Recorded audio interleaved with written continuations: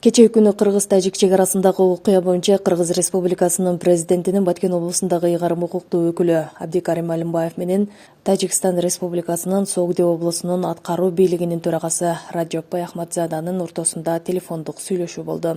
Жетекчилер эки облустун чек ара аймактарында коомдук коопсуздукту камсыздоо боюнча макулдашып, Кыргыз-Тажик чек арасында катталган акыркы окуя аймактын жалпы коопсуздугуна таасирин тийгизбейт деп белгилешти. Ошону менен катар бүгүн 8 май күнү Баткен жана Согди облустарынын күч түзүмдөрүнүн жетекчилеринин окуя болгон жерде жолугушуусу пландалып, окуяны жеринде териштирүү макулдашылды. Бул тууралуу Кыргыз Республикасынын президентинин Баткен облусундагы ыйгарым укуктуу өкүлүнүн басма сөз кызматы билдирди. Эске сала кетсек, 7 май күнү мамлекеттик чек аранын Кыргыз-Тажик тилкесинде ок атуучу курал колдонулган окуя катталган. Бул тууралуу УКМКнын чек ара кызматынан кабарлашкан. Болжол менен саат 12:20 Баткен облусунун Лейлик районунун Ак Бозок айылына жакын жерде Кыргызстандын чек ара қызмети мамлекеттик чек ара сызыгынан 250-300 метр аралыкта Кыргызстандын аймагында мал жайып жүргөн Тажикстандын жарандарын байкаган.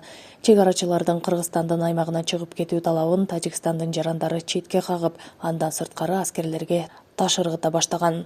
Чабандардын бири Кыргызстандын чек ара қызметін көздөй 2-3 жолу ок чыгарган. Кырдаалдын курчушуна жол бербөө максатында Кыргыз Республикасынын чек арачылары асманга эскертүү иретинде ок чыгарышкан соң чабандар Тажикстандын аймагына качып кетишкен. Кыргыз Республикасынын чек арачыларынын арасында жабыркагандар жок. Такталбаган маалыматтар боюнча Тажикстандын бир жараны бутунан жаракат алган. Бирок кандай жагдайда, качан жана кайсы жерден жаракат алганы белгисиз. Анткени Тажикстандын укук коргоо органдарынын кызматкерлери сүрөттү гана беришкен.